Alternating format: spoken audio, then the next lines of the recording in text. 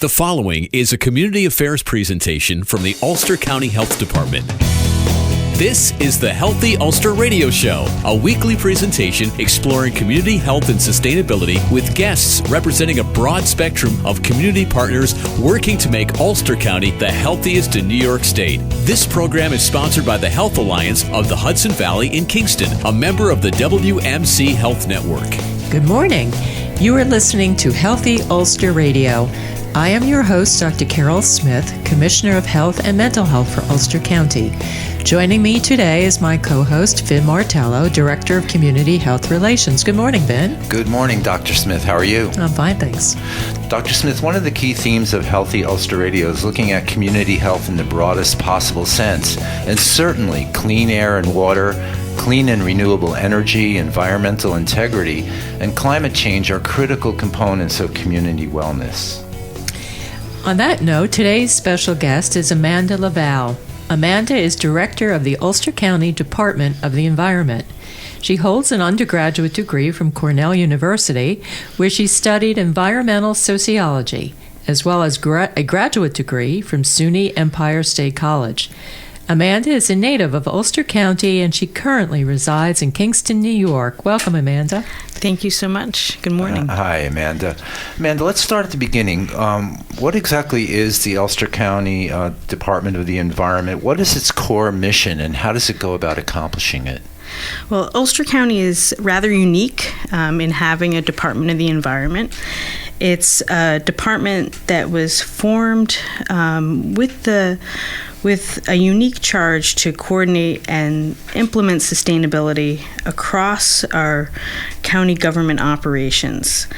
And we work on projects that range as broadly from energy efficiency to use of renewables, stormwater, green infrastructure, and even flood hazard mitigation. The structure of the Department of the Environment really recognizes that environmental issues are cross-cutting. And by that, I mean that environmental issues are interdisciplinary. They require different kinds of skill sets to work on and different county departments. And so we are formed to take advantage of the resources that are already so well developed in the county government structure, and not to duplicate services, but to really be effective in addressing those environmental issues. So you work with the planning department on transportation, alternative transportation, and engineering with the highway department to make sure that to manage stormwater runoff, right? And you work with our department because, as we know, Dr. Smith, climate change is a key public health issue in public health circles right Absolutely. now, because climate change and its consequences affect our most vulnerable populations, the people who can least afford to endure the hardships. And we can see that in Louisiana, in North Carolina with Hurricane Matthew, right here in Ulster County with Irene. Not to mention the vector-borne diseases that Absolutely. Occur as the climate begins to get warmer. We see insect species that didn't make it this far north anymore now being prevalent and spreading disease. Absolutely. You can't dissociate the health of the environment from the health of the individual or the health of the population. So certainly there's a very integral coexistence between the discipline of climate change science and public health. And, thanks to Amanda's efforts and the County Executive Mike Hines' efforts, Ulster County is now considered a climate-smart community. And it was recently recognized by the EPA as one of the Environmental Protection Agency as one of the top municipal purchasers of green power in the country, and has received the 2015 Achievement Award from the National Association of Counties for Environmental Initiatives. So certainly this work is now being recognized not only across New York State, but across the country. So congratulations on that, Amanda. Well, thank you. It's been a real honor to work on these projects, and I think across the board we've seen just transformations in the renewable energy market over the last 25 years or so. And a lot of that is due to greater demand. And our county executive really believes that the government's role is to lead by example. So we've been absolutely in the front of municipal purchasers across the country, and those include very large municipalities like a Dallas or a Boston, and in our commitment to buy green power. And again, as you mentioned, that we've received recognition from the EPA and also the National Association of Counties. And renewable energy is a great way. There's such a good connection there to public health, that not only are we looking at reducing greenhouse gas emissions and helping to stem potentially some of the effects, especially to lower income communities of climate change, but we're also thinking about what those emissions are from power plants and how they affect particularly vulnerable populations. So there's absolutely a nexus there between public health and environmental concerns around climate change. Absolutely. So, Amanda, we know that Ulster County is one of the few, if I'm not mistaken, counties in the nation that are net carbon neutral because of the attention to renewable energy. Can you first tell us about that net carbon neutral status, and then tell us some of the specific things, programs, and initiatives that the county has implemented to achieve that? Right. So to start with, if there's another municipality in the state or kind of beyond that has gone the step beyond, committing to purchasing all their energy from renewable sources to offsetting their other government operations to become net carbon neutral, I don't think they've told anybody. I'm not aware of it. So we certainly know that we're unique in New York State.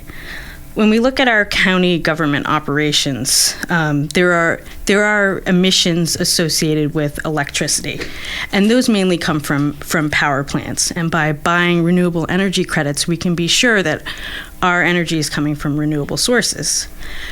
But there are other ways in that the county government emits emissions, and those are through stationary combustion, so that's through building heating. And also through our fleet vehicles. We run buses, we have large construction operation, we have a large fleet of vehicles and cars for our variety of, the health department, social services. Absolutely. We go out and do inspections of restaurants and what have you, so it's important that our sanitarians be able to do their jobs. And it's an integral part of how the county provides services to the residents. So we know it's really important. We can't stop using our fleet vehicles. But when we were thinking about that, we wanted to think about how we could offset some of those emissions. So one of the ways that we've done that is through buying what are called carbon credits. And that's an assurance that for every kilogram of tailpipe emissions or building emissions that we may be producing, that greenhouse gas emissions is being captured somewhere else, so that we know we're net neutral in the end. So it's important to us to really reflect that in our operations. Okay. So that means that there's almost like a market that those who create units of pollutants can then pay for that, and then that money goes to be invested in renewable and clean energies that offset that, right? Yep, absolutely. And it's typically used by larger businesses that are required to do so. So it's rather unique for an organization to do it voluntarily, and it's even more unique for a government operation. Mm-hmm. So this is another way where Ulster County is really leading by example for environmental initiatives. And what do we do in terms of our vehicles? What kinds of vehicles are we purchasing that are different in our public transit system and in our fleet vehicle? Right, and that's a great question, because that goes back to kind of what the core of our philosophy is when we think about these energy initiatives. And the first is, let's conserve or use energy more efficiently so that we don't have to think down the line about renewable energy or these different carbon credits or renewable energy credits. So our first level that we want to think about is like, how do we do it more efficiently? There have been a couple initiatives through our fleet.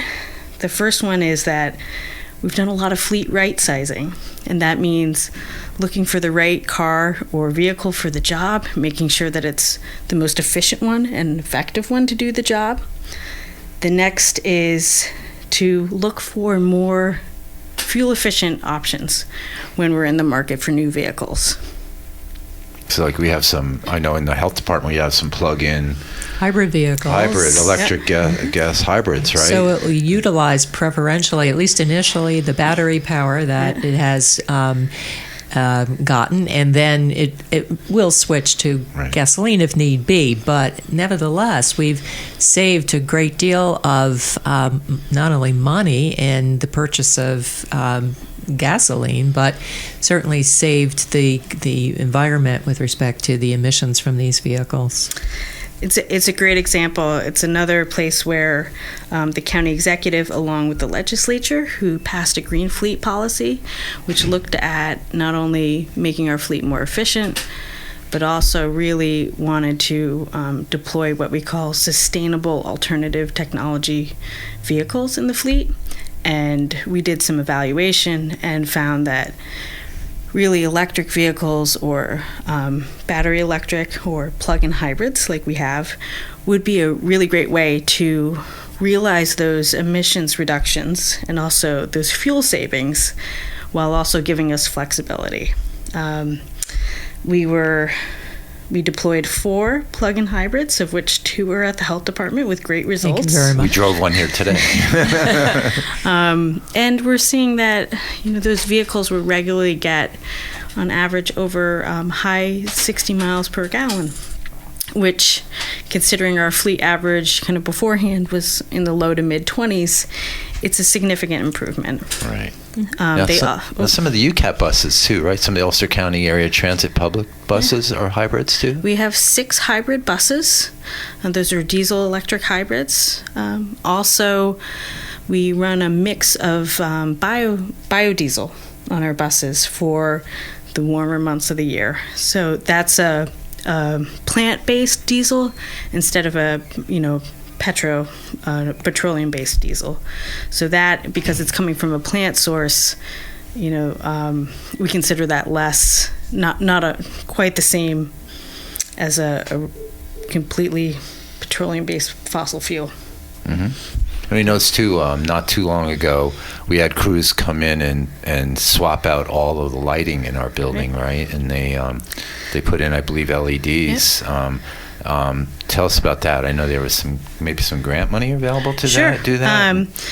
We've been very fortunate, and again, this is a little bit of this vision of the county executive and the legislature of having a Department of the Environment. The department is here to really help lead the county to some of these projects.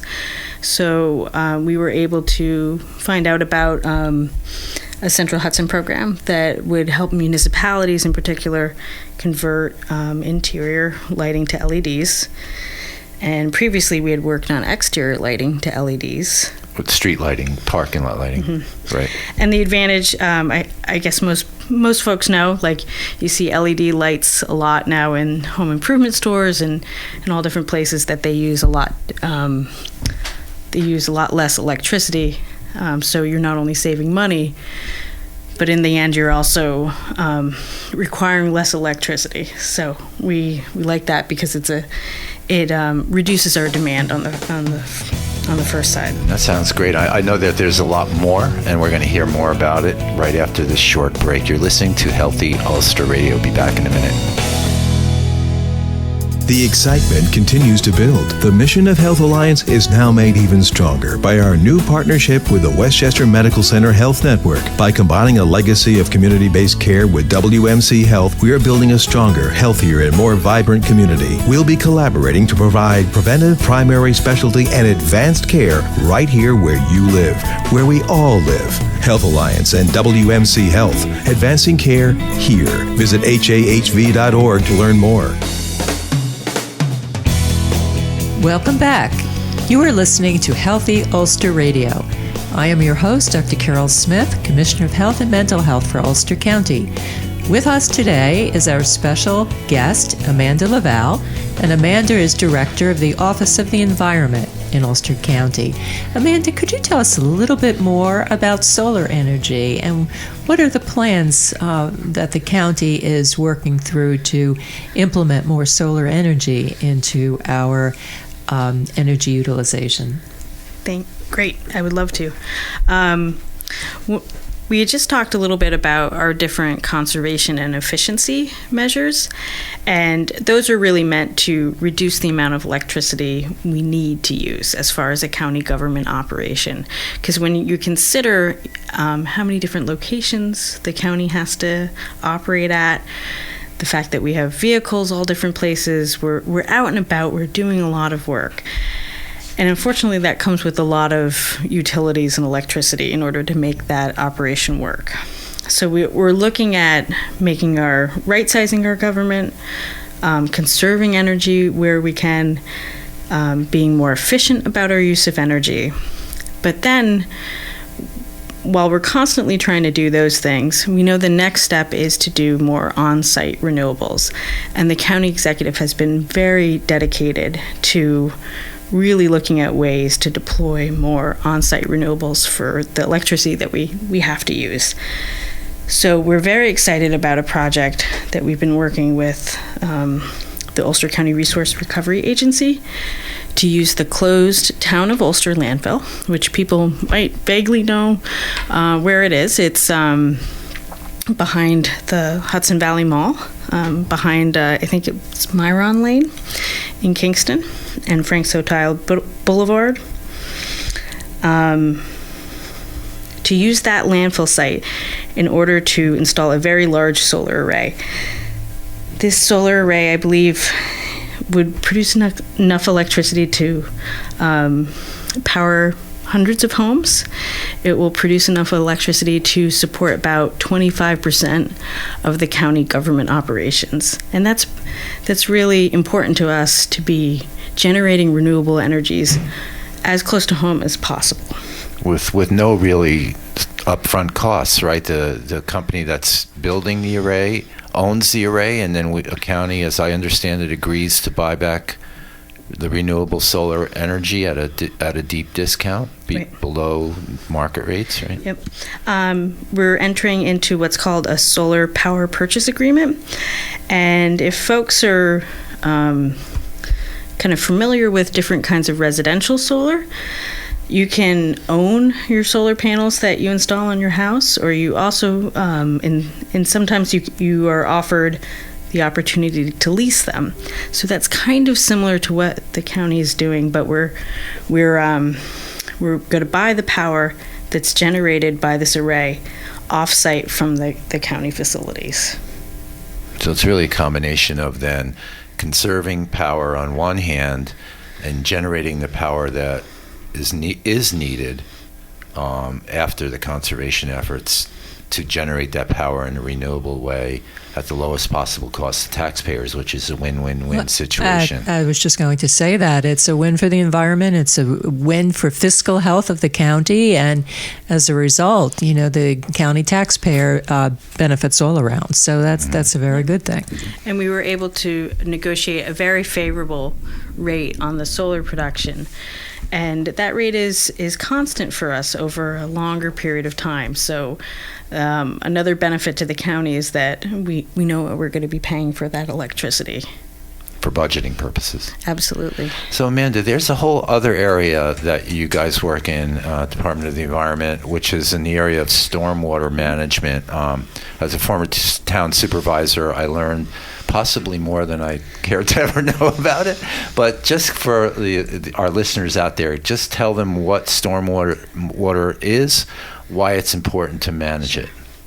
Stormwater is generally, it's the water that comes off of roofs or maybe off of the street or roads or parking lots during rainfall events. And it's typically water that most people don't think much about.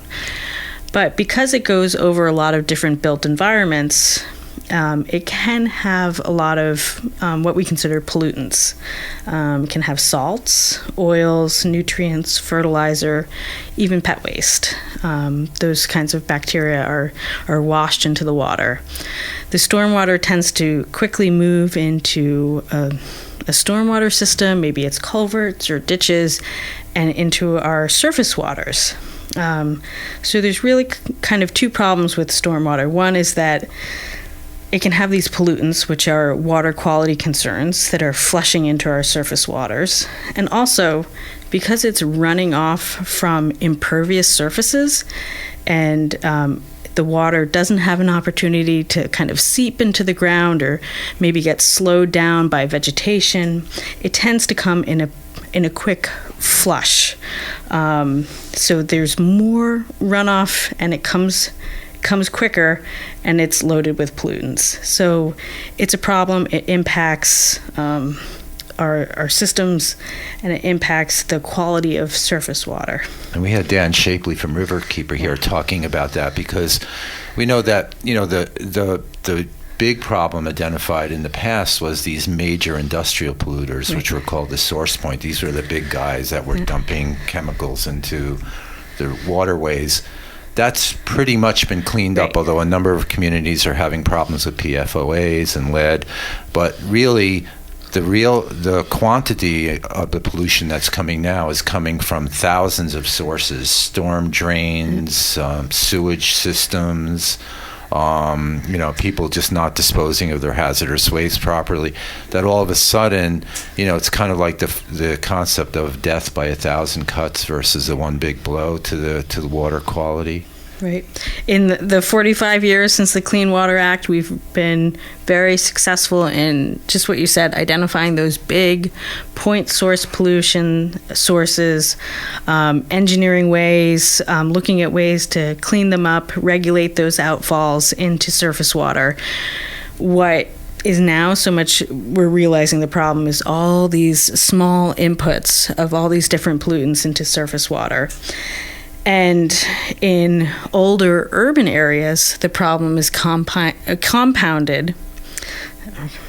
In older urban areas, the problem's compounded by the fact that very often the sanitary sewer and the stormwater conveyance, or the storm sewer, as it's frequently called, are intermeshed, so that during a storm flow, you'll have stormwater enter into the sanitary sewer system and go to a wastewater treatment plant. And then overflow. And so what they're doing in Kingston, right, that Broadway project now, where they're separating out those pipes so that they don't intermix and they don't overload the systems. Sure, that's a big issue with the combined sewerage outflow and the aging infrastructure of the sewerage system as well.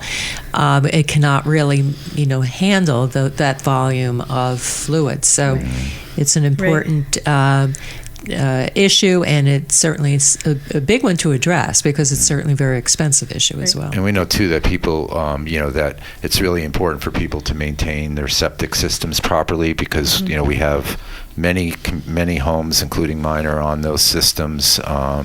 And so in my case, the DEP covers it because I'm in the New York City watershed. But everyone who has a septic system has a responsibility to maintain that. And also we had UCRRA in last week, Dr. Smith, talking about hazardous waste disposal and how critical it is to not pour chemicals and dangerous substances down the drains or on the ground, because it can cause a lot of damage. We saw that in High Falls and other places right here in Ulster County. So Amanda, there's also one very special project which we feature on our Healthy Ulster website and on our health department website, and it's called Rec Connect, and it really ties into our prevention agenda about increasing exercise opportunities for people in Ulster County, and which is in Ulster County has an abundance of outdoor recreational assets, but sometimes people don't always know where they are or how to access them, what the hours are, and Rec Connect covers that, right? Absolutely. It's a great resource. We want to encourage as many people to use it. And what it is it's a web-based map. There's actually also a hard copy paper version of it. But it was the attempt of the county to get as many different recreational resources on one map in one place for people. Interactively on the web. Absolutely. So, mobile. We're so lucky to live in this area where we have rail trails and we have fishing access sites and we have car top boat launches and hiking trails and biking trails. But it was for a very long time really challenging to find a map that kind of covered it all. So RecConnect was our attempt to kind of pull all those resources into one place and make them available. So now when you go on what I looked at it the other day, you go on a map of Ulster County, you see them all with dots and indicate it. You click on one of them, a pop-up window comes and gives you information about that site or that facility, and you can get with phone numbers and contact information, and so that you can really plan your day. So whether you're a family wanting to go for a hike or do something outdoors on a weekend, or a visitor to Ulster County, we know that tourism is a huge industry, the biggest in Ulster County. They have that right at their fingertips, which is really a tremendous asset. And that's what's great about our recreational resources, is that they're really available to all. And trying to get that guide out so everybody has that opportunity to take advantage of the healthy activity and that nature-based recreation that we're so blessed to have so much of here. And in Ulster County, thanks to our county executive and all of the hardworking folks like yourself and our community partners, we've developed really one of the best interconnected rail trail systems in Ulster County. Really, it's going to be, when it's completed, it will be I would argue the finest in the nation, really. From the walkway on the Hudson to the Ashokan Reservoir, it doesn't get any better than that, folks. Yep. And the RecConnect resources are also mobile friendly. So if people happen to have a smartphone, you can search through the county website for either under Ulster County Alive or under Recreation, and you can get it right on your phone. And when you're done with that, if you happen to want to enjoy something else in the community, it'll also help you locate businesses, restaurants, lodging that might be in the area. And so if they want to get in touch with your department, where do they go? We're the Ulster County Department of the Environment. They can find our contact information on the Ulster County website under County Departments. Also, we're in Kingston, and we're located on Pearl Street, adjacent to the county office building, and they're welcome to stop by. Sounds great. Well, Amanda, thank you for all the great work you do. Ulster County has a tremendous environment, so integral to the health and wellness and sustainability of our county, and so we applaud you and your staff's hard work every day, and our community partners. We have a county that we can really be proud of and that we need to protect and preserve. Thank you. That's all the time we have for today. You're listening to Healthy Ulster Radio. If you have any comments or questions, please send an email to healthyulsterradio@gmail.com. We'll see you next week. You've been listening to the Healthy Ulster Radio Show, a community affairs presentation from the Ulster County Health Department, sponsored by Health Alliance of the Hudson Valley in Kingston, a member of the WMC Health Network. Thanks for listening, and be sure to join us for another edition of the Healthy Ulster Radio Show next week.